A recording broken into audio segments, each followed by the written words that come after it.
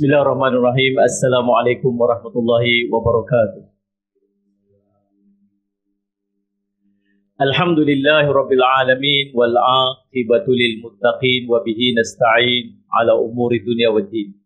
Asyhadu an la ilaha illallah wa asyhadu anna sayyidana Muhammadan abduhu wa rasuluhu. Allahumma salli wa sallim ala habibil karim sayyidina Mustafa sallallahu alaihi wasallam wa ala alihi wa ashabihi wa man tabi'ahum bi ihsanin ila yaumiddin.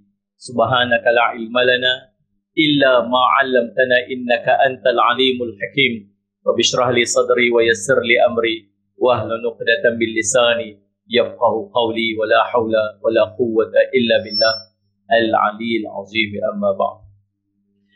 Yang saya hormati sahibul bait, sahibul fadilah, Ustaz Aziz.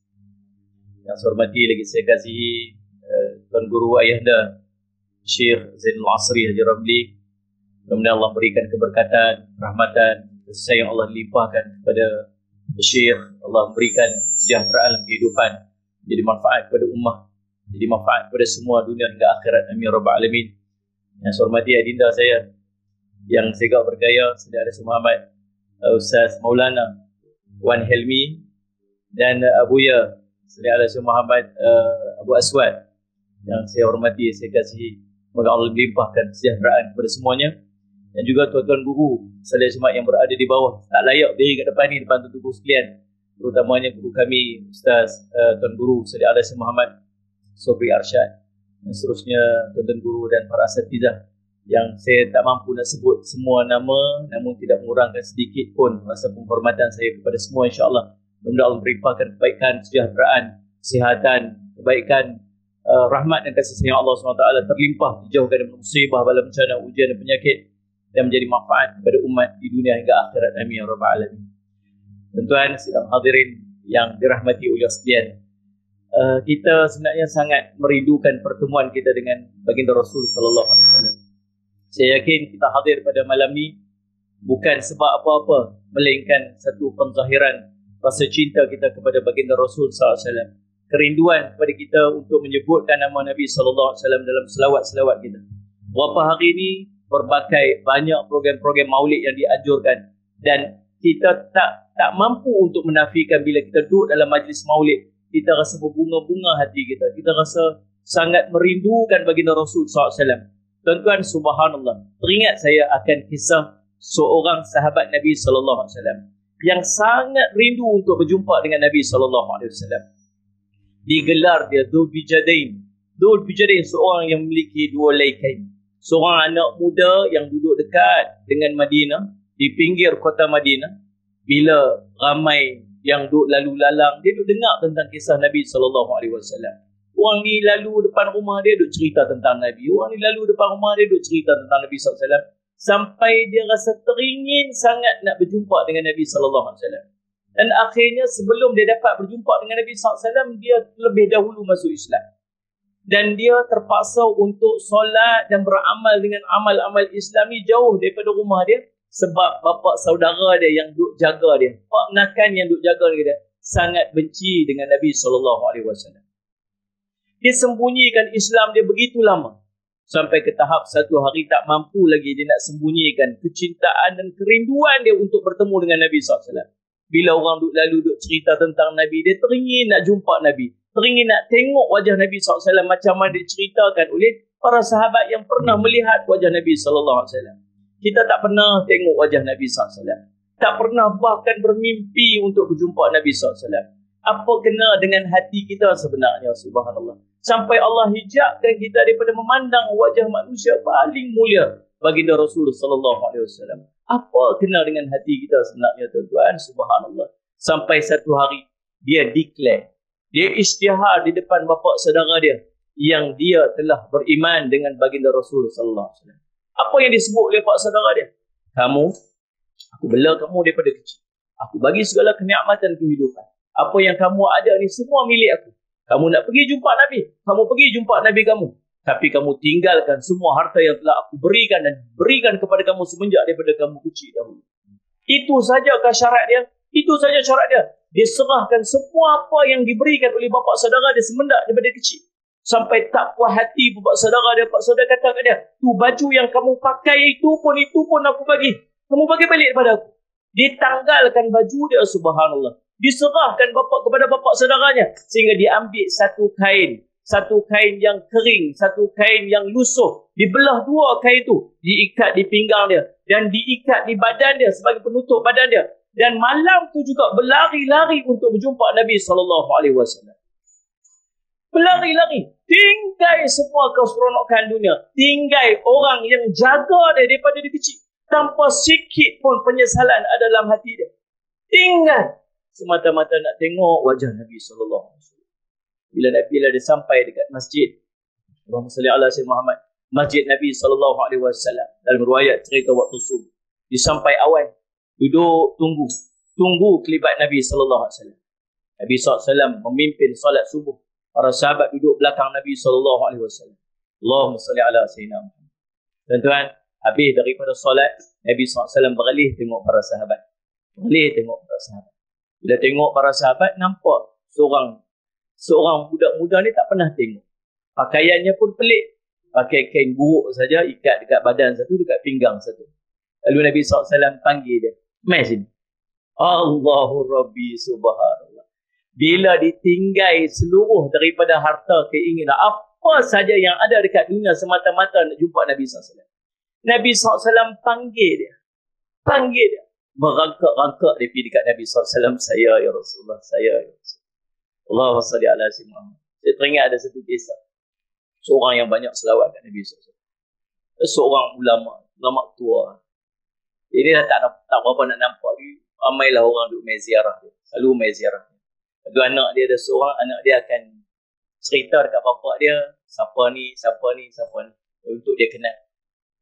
Kecuali ada seorang bila dia ni mai, Allahumma salli ala sayyidina Muhammad, bapa dia kata apa? Tak payah kenal, aku dah tahu dia. Macam mana ayah boleh kenal dia? Ayah kenal dia sebab dia pakai satu minyak wangi yang sangat wangi, yang ayah tak pernah bau minyak wangi ni tak mana-mana pun. Sepanjang hidup ayah tak pernah bau minyak wangi ni. Ayah ni orang kenal ayah. Orang ni ayah kenal. Lalu masuklah orang tu, Salih Syamad jumpa dengan ayah dia. Lalu hari tu, ulama ni tanya dekat dia. Saya nak tanya dekat kamu. Beli minyak wangi ni kat mana? Minyak wangi ni wangi sangat. Saya tak pernah cium bau minyak wangi ni. Dia kata, wahai Syekh, saya sebenarnya tak pakai minyak wangi pun hari ni. Lepas tu macam mana dapat wangi ni, dapat daripada mana? Dia kata, wahai Syekh, saya pernah satu hari mimpi jumpa Nabi SAW. Kami ada 5 orang duduk diri depan Nabi SAW. Nabi tengok kami 5 orang. Kami tengok wajah Nabi SAW. Nabi perhati kami seorang. Kemudian Nabi tanya kami, siapa di kalangan kamu yang paling banyak selawat? Siapa pun di kalangan kami tak berani jawab. Sebab kami tak tahu siapa yang paling banyak selawat. Mungkin orang sebelah ni, mungkin orang sebelah. Tak tahu. Lalu subhanallah, Salih Syamad, Nabi tanya lagi, siapa di kalangan kamu yang banyak selawat? Kami diam. Sebab tak ada siapa pun yang tahu di kalangan kami siapa yang paling banyak selawat. 3 kali Nabi SAW tanya dan kami diam. Kemudian Nabi tunjuk dekat saya. Nabi kata, anta kamu. Ya Allah, dia kata luluh hati dia, subhanallah. Betapa kembang hatinya, tak ngerti nak cerita. Kamu yang paling banyak berselawat kepada aku. Mai sini. Nabi panggil dia. Mai sini. Dia kata, saya berjalan dengan lutut, saya jumpa Nabi SAW. Berjalan dengan lutut, jumpa Nabi SAW. Bila sampai depan Nabi SAW, Nabi rangkul saya macam ni.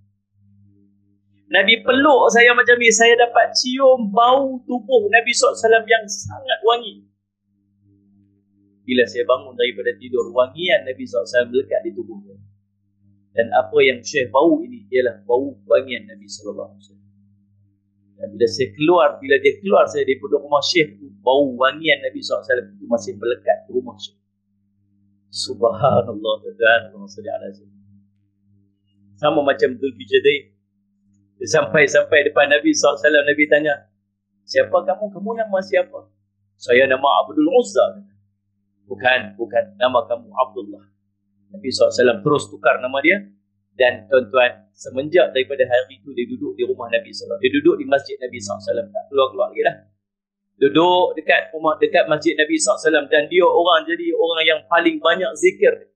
Paling kuat zikir dia. Dia suka zikir kuat-kuat. La ilaha illallah. Dia suka zikir kuat-kuat. Sampai para sahabat Nabi SAW ada yang rasa tak seronok. Dia kata, pergi mengadu kat Nabi Rasulullah pasal apa dia duduk zikir kuat-kuat sangat. Nabi SAW kata dia orang yang suka luahkan perasaannya kepada Allah dan Rasul sebab dia tak ada siapa-siapa lagi dah. Kita tuan-tuan seronok cari orang yang dekat dengan kita. Kita sedih cari orang yang tepat untuk kita luahkan perasaan. Kita gembira dengan satu-satu benda, kita akan kongsi dengan orang.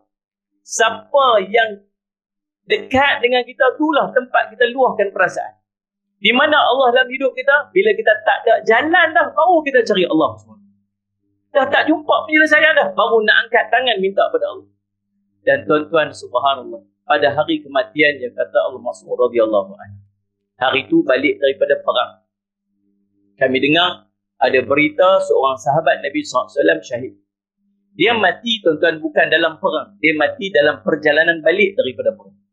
Waktu tu, Allahumma salli ala Sayyidina Muhammad, Allahumma salli ala Sayyidina Muhammad, dia pernah minta Nabi SAW doa, ya Allah, wahai Rasulullah, mintalah pada Allah agar aku mati syahid. Tapi Nabi SAW doa dekat dia, Nabi kata, ya Allah, engkau jauhkanlah, Allahumma salli ala Sayyidina, engkau haramkanlah pedang musuh daripada kena ni Abdullah ataupun Dzulbijal. Ya Rasulullah, kalau pedang musuh tak boleh kena saya, macam mana saya nak mati syahid? Kata Nabi SAW, ada pun orang yang pergi dengan berperang, lalu dia sakit, lalu dia mati, ataupun dia jatuh daripada kudanya hingga patah lehernya, maka itu juga mati syahid di sisi Allah SWT. Sungguh dalam perjalanan balik itu dia sakit dan dia meninggal dunia. Allah masuk cerita. Sallallahu alaihi Muhammad. Dia kata malam tu ada seorang sahabat meninggal. Aku keluar nak pergi tolong untuk kebumikan jenazah.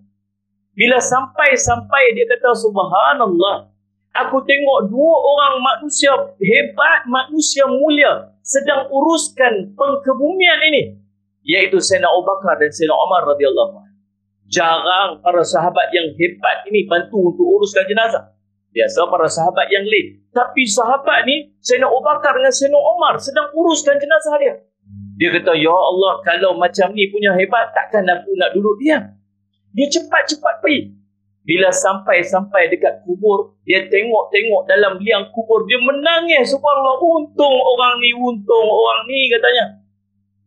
Pasal apa? Pasal dia tengok dalam liang ada seorang lelaki sedang membongkok-bongkokkan badannya, membersihkan liang tersebut, dan itu adalah Rasulullah sallallahu alaihi wasallam. Rasulullah angkat tangan, turunkan sahabat kita, turunkan saudara kita. Nabi SAW pangku dia, Nabi SAW baringkan dia dalam kubur, Nabi SAW sapu wajahnya, sapu badan dia, subhanallah. Dan sebelum Nabi SAW keluar daripada kubur tersebut, Nabi SAW mengangkat tangan, ya Allah, kau redalah kepada dia sebab aku reda dekat dia, ya Allah. Menangis para sahabat, cemburu dapat kenikmatan pada hari tersebut. Sebab apa tuan-tuan? Sebab kerinduan dan kebergantungan dan rapatnya dia dengan Nabi SAW. Kita jauh daripada Nabi SAW. Kita mungkin tak dapat nikmat macam mana nikmat para sahabat duduk depan Nabi SAW. Sebab tu kita main majlis ni. Inilah sahaja jalan dan cara untuk kita nak zahirkan rindunya kita kepada baginda Rasul sallallahu alaihi wasallam. Cintanya kita pada Nabi SAW.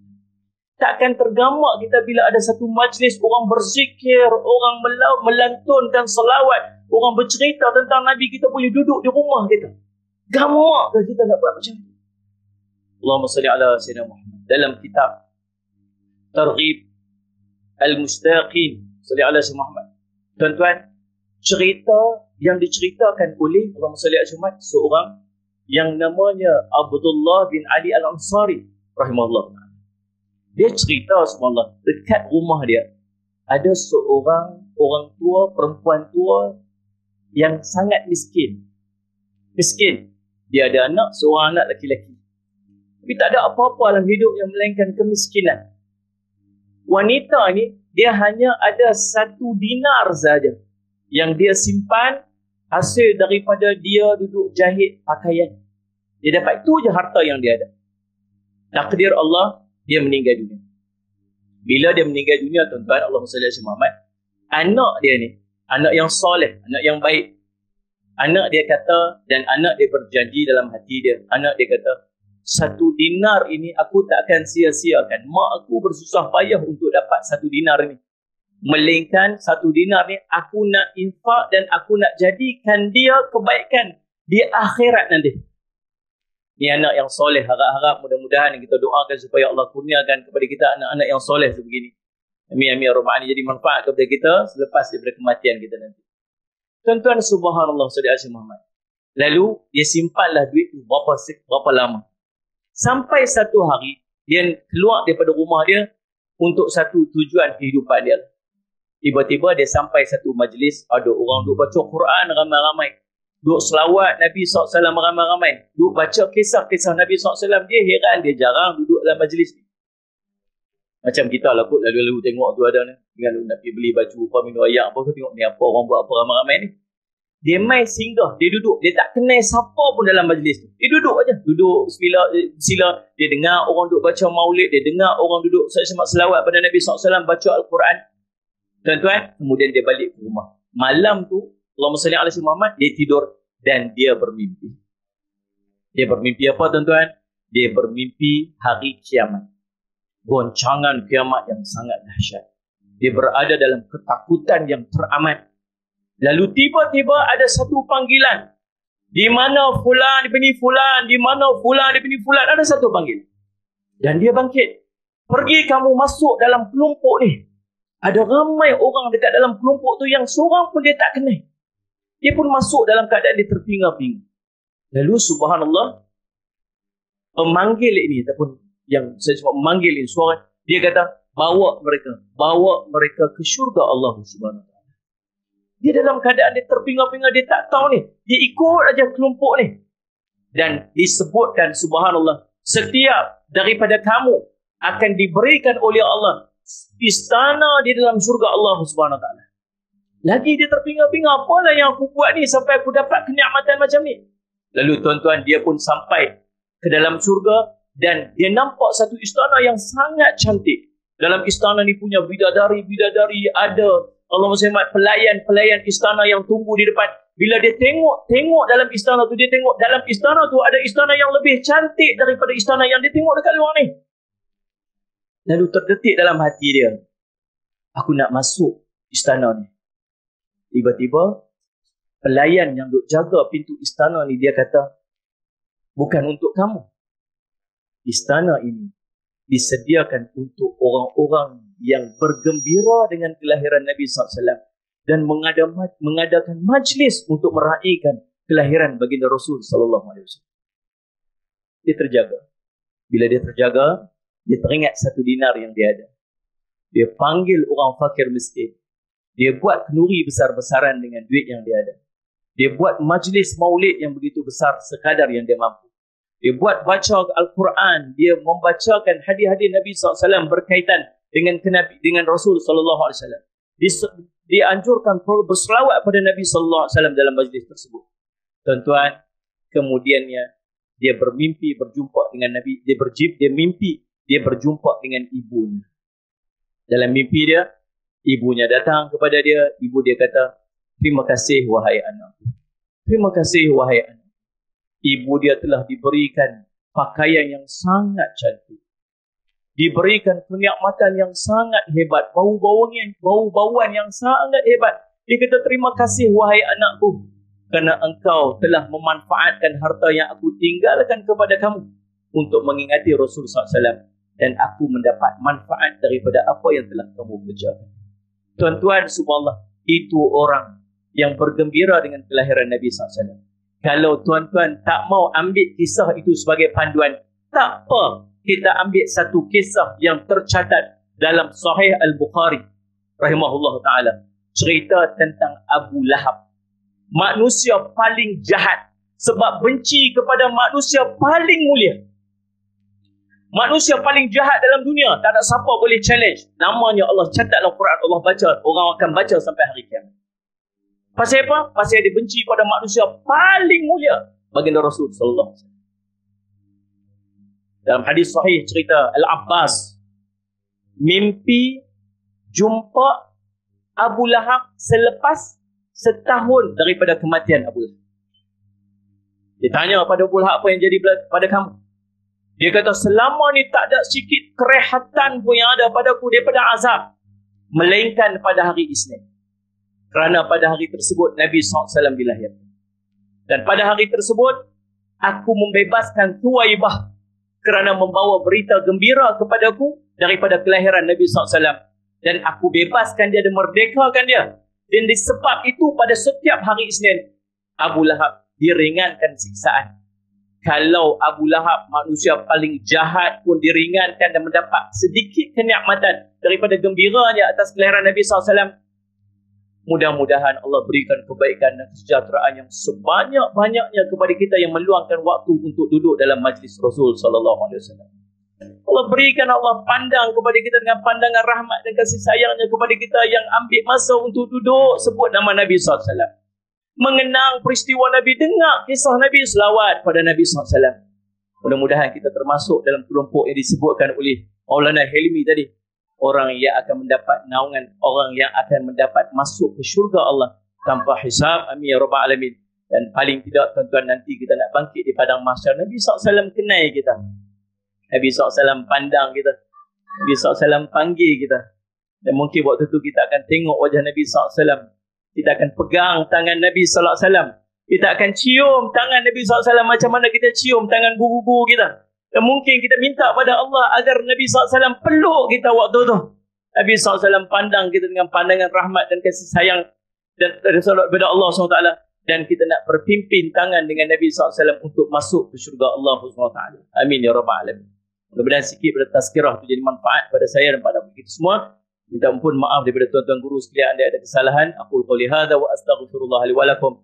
Wassalamualaikum warahmatullahi wabarakatuh.